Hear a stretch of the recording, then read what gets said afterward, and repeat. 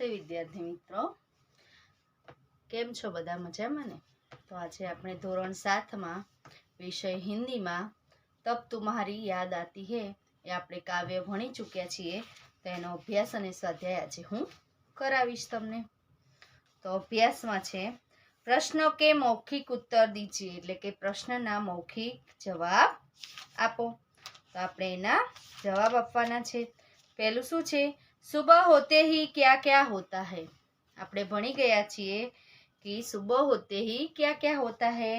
तो सुबह होते ही चिड़िया चहचहाती है, कलियां खिलने लगती है और खुशबू की लहरें फूले से निकलकर चारों ओर फैल जाती है. એટલે કે સવાર ઉઠતા શું થાય છે? તો સવાર ઉઠતા ચીડિયા ચહચહાતી, એટલે કે ચીડિયા છે વહેલી સવારે ઉઠીને કલરવ કરવા લાગે છે, જાણે કે ગીત ગાઈ રહી હોય એવું લાગે છે, અને ફૂલોની ખુશ્બુ ચારો તરફ ફેલાઈ જાય છે. मैदानों में हरियाली कब लहराती है. मैदानों में हरियाली कब लहराती है, એટલે કે એનો જવાબ છે કે મેદાનોમાં હરિયાળી ક્યારે છવાઈ જાય છે? તો वर्षा ऋतु में मैदानों में हरियाली लहराती है. ત્રીજો પ્રશ્ન છે आपको प्रभु की याद कब आती है. તમને ભગવાનની યાદ ક્યારે આવે છે? તો तारे, सूरज, चांद, सागर, पर्वत आदि प्रकृति के सुंदर अद्भुत दृश्यों को देखकर मुझे प्रभु की याद आती है. तुम सुबह में उठकर क्या देखते हो. તમે સવારે વહેલા ઉઠીને શું જોવો છો?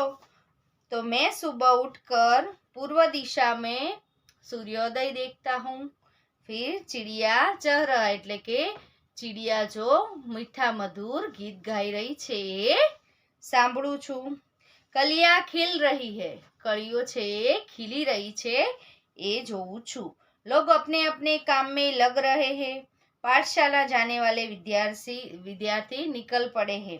दूध वाला घर घर दूध बेचने, दूध और अखबार वाला घर घर अखबार पहुंच रहा है. એટલે કે તમે સવારે ઉઠીને શું જોવો છો? તો मैं सुबह उठकर पूर्व दिशा में सूर्योदय को देखता हूँ. चिड़िया चहचहा रही है, कलियां खिल रही है. लोग अपने काम में लग रहे हैं. पाठशाला जाने वाले विद्यार्थी वह निकल रहे हैं.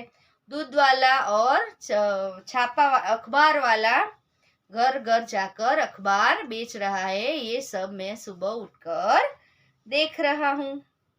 चित्र को देखिए और वचन परिवर्तन कीजिए. એટલે કે નીચે જે ચિત્ર આપેલા છે એની બાજુમાં આપણે એનું વચન પરિવર્તન કરવાનું છે. તો પહેલું શું છે? चिड़िया उड़ रही है. તો બાજુમાં ચિત્ર આપેલું છે चिड़िया એ उड़ रही है. चिड़िया उड़ रही है. कली नहीं खिलती है, कलियां खिलती है. बूंद गिरती है, तो बूंदे गिरती है. दरवाजा खुला है, तो एनु શું થાય કે દરવાજે ખુલે है. પછી છે लड़की खेलती है, તો બાજુમાં શું છે? लड़कियां खेल रही है. પછી પ્રશ્ન 3 છે શબ્દો કે ઉચિત ક્રમ में रखकर अर्थपूर्ण वाक्य बनाइए. એટલે કે શબ્દોના ક્રમમાં રાખીને અર્થપૂર્ણ વાક્ય બનાવવાનું છે. તો પહેલું અહીંયા શું છે? ही है जल जीवन, તો એમાં શું આવે? जल ही जीवन है. है में फूलों भरता रंग कौन, એટલે કે फूलों में रंग भरता फूलों में रंग कौन भरता है. પછી ત્રીજું છે है बिजली में बादल चमकती क्यों, એટલે કે बादल में बिजली चमकती है क्यों. सबसे तेज कौन, આ આપણે તમે અત્યારે હાજર નથી તો આ આપણે તમે બધા હોય તો થઈ શકે છે. તો આ આપણે પ્રશ્ન જોતા નથી, આ ગેમ રમવાની છે. તો અત્યારે હાજર નથી તો આ ગેમ તમારે જાતે કરવાની રહેશે. नीचे दिए गए शब्द के अर्थ शब्दकोश से ढूंढकर तेजी से कौन बता सकता है. એટલે કે નીચે જે જવાબ આપે પ્રશ્ન પેલું એ આપેલું છે શબ્દ આપેલા છે, શબ્દની અંદરથી આપણે શોધીને લખવાનું છે. તો પહેલું છે કુક, ઈરાદા, તરુવર, મુગ્ધ ઓર ગુજારિશ. તો એનો શબ્દનો અર્થ આપણે લખવાનો છે. કુક એટલે કે કોયલ કી બોલી, ઈરાદા એટલે કે સંકલ્પ, તરુવર એટલે કે શ્રેષ્ઠ યા બડા વૃક્ષ, મુગ્ધ યાની કી મોહિત, ગુજારિશ એટલે કે નિવેદન. હવે આપણે શબ્દ નીચે સ્વાધ્યાય છે એ જોઈશું. ચિડિયા ખુશી કે ગીત કબ ગાતી હૈ, એટલે કે ચિડિયા જે છે એ પક્ષીઓ છે ખુશીના ગીતો ક્યારે ગાય છે? તો ચિડિયા बहुत सवेरे उठकर बहुत सवेरे खुशी के गीत गाती है, એટલે કે વહેલા સવારે ખુશીના ગીતો ગાય છે. सुबह होने पर प्रकृति में कैसे बदलाव आते हैं, એટલે કે સવાર થતાની સાથે જ પ્રકૃતિમાં કયા કયા બદલાવ આવે છે એના વિશે આપણે બોલવાનું છે. સુબહ હોતે હી આકાશ મેં તારે છીપ જાતે, એટલે કે સવાર થતા જ આકાશના જે તારા હોય છે રાત્રે એ સવારે સવારે જતા રહે છે. રાત કા અંધેરા દૂર હોને લગતા હૈ, એટલે કે રાતનું જે અંધારું હોય છે એ દૂર થવા લાગે છે. પૂર્વ દિશા મેં સૂર્યોદય કે પહેલે હી લાલી છા જાતી હૈ, એટલે કે પૂર્વ દિશામાં સૂર્યોદય ઉગે એના પહેલાનો જે લાલ લાલ આકાશ થઈ જાય છે એની લાલી છવાઈ જાય છે. પંછી ચહચહાને લગતે હૈ, એટલે કે પક્ષીઓ છે એ ગીત ગાવા લાગે છે. કલિયા ખીલને લગતી હૈ, એટલે કે ફૂલની નાની નાની જે કળીઓ હોય છે એ ખીલવા લાગે છે. ફૂલો કી સુગંધ હવા મેં ફેલને લગતી હૈ, એટલે કે ફૂલોની સુગંધ છે એ હવાની અંદર ફેલાવા લાગે છે. इस प्रकार सोई हुई प्रकृति जाग उठती, એટલે કે ઊંઘેલી જે પ્રકૃતિ છે એ બધી જાગી જાય છે. और वातावरण में ताजगी का अनुभव होता है, એટલે કે વાતાવરણની અંદર તાજગીનો અનુભવ થાય છે. તમે પણ વહેલા ઉઠતા હશો એટલે તમને પણ આ બધા જ અનુભવ થતા હશે. પૃથ્વી પર હરિયાળી કબ છા જાતી હૈ, એટલે કે પૃથ્વીની ઉપર હરિયાળી ક્યારે છવાઈ જાય છે? તો વર્ષા ઋતુ મેં ધરતી કો પાણી મિલતા હૈ, કે વર્ષા ઋતુની અંદર ધરતીને વરસાદ આવવાથી પાણી મળે છે ત્યારે વિરાન પડી ધરતી પર ઘાસ ઉગતી, એટલે કે ગમે એવી ધરતી હોય, વિરાન હોય, બંજર જમીન હોય તો પણ એના અંદર ઘાસ ઉગી જાય છે. સૂખે પૌધે હરે હો જાતે હૈ, એટલે કે સુકાયેલા વૃક્ષો પણ હરા એટલે કે લીલા થઈ જાય છે. પેડો કો નયા જીવન મિલતા હૈ, એટલે કે વૃક્ષોને નવું જીવન મળી જાય છે. ઉનકે હર પત્તો કી શોભા बढ़ती है, એટલે કે એના દરેક પત્તાઓની શોભા વધે છે.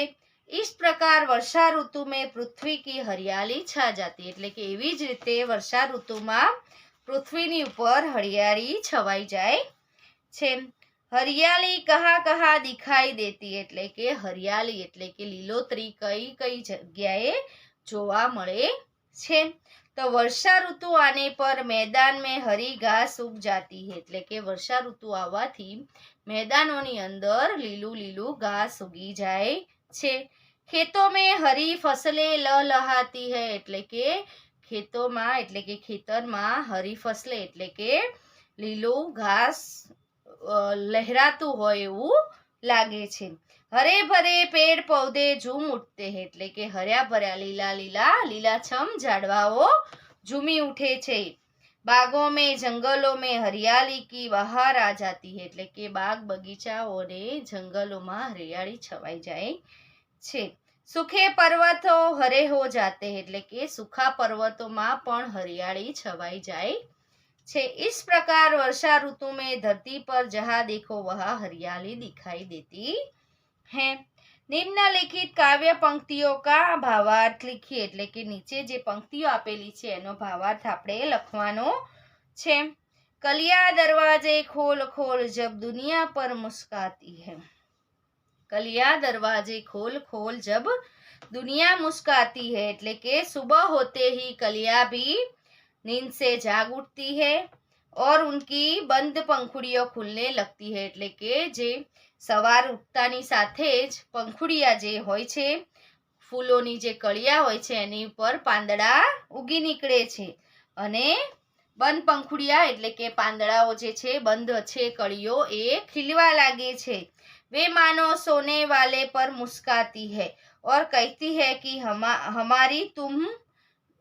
हमारी तरह तुम भी हंसो मुस्कुराओ और उदासी की दूर भागकर કામ में लग जाओ। શું કહે છે કે સવારે ઉઠીને કળીઓ છે એ નીંદ ઊંઘી હોય છે એ જાગી જાય છે અને એની બંધ પંખુડીઓ જે પાંખડીઓ છે એ ખુલવા લાગે છે અને જાણે કે ઊંઘવાવાળી ઊંઘી ગયેલી જે પંખુડીઓ હોય છે એ જાગવા લાગે છે ઓર એ શું કહે છે કે તમે પણ મારી જેમ મુસ્કરાઓ એટલે કે ખૂબ આનંદથી રહો।